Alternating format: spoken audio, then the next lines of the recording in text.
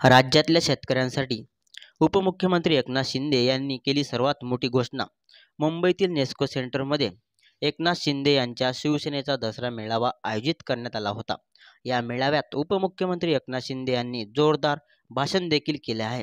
त्यांनी आपल्या भाषणात माजी मुख्यमंत्री उद्धव ठाकरे यांच्यावर शेळक्या भाषेत मोठी टीका केली आहे. तसेच मी लोकांसाठी काम करत आहे आणि करत राहील. त्यांनी मुख्यमंत्रीपदी असताना कोणकोणती कामे देखील केली याचाही माहिती दिली. आपल्या भाषणात त्यांनी अतिवृष्टीग्रस्त शेतकऱ्यांना मदत करा अशा सूचना देखील शिवसैनिकांना दिलेल्या आहेत. तसेच आपल्या भाषणात त्यांनी अतिवृष्टीग्रस्त शेतकऱ्यांच्या मुलामुलींसाठी सर्वात मोठी घोषणा देखील केली आहे. या घोषणेमुळे आता शेतकऱ्यांसाठी डोक्यावरील आर्थिक भार कमी झाले आहे असे दिसून येत आहे. एकनाथ शिंदे यांनी आपल्या भाषणात काय घोषणा केली ते आपण पाहूया. एकनाथ शिंदे यांनी आपल्या भाषणात शेतकऱ्यांचे फार मोठे नुकसान झाले आहे. आम्ही सरकारकडून शेतकऱ्यांची पूर्ण ताकदीने मदत करणार असे आश्वासन देखील दिले आहे.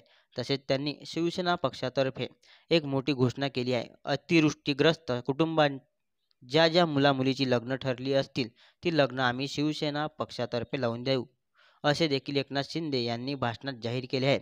ही घोषणा करताना मराठवाड्यात विदर्भात अतिवृष्टी मोठं संकट आलं आहे. अनेकांच्या आयुष्यात संकट आले आहेत. यात अनेक कुटुंब उद्ध्वस्त झाले आहेत.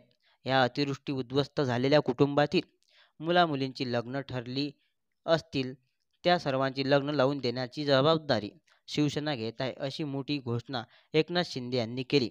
तसेच या लग्नाची पूर्ण जबाबदारी शिवसेनेची आहे. बांधिलकी म्हणून मी जबाबदारी घेत आहे. माझ्याकडे 2 हात आहेत. माझे हे मत स्पष्ट आहे आणि माझे हात रिकामे देखील नाही आहे असे देखील मत एकनाथ शिंदे यांनी व्यक्त केलं आहे.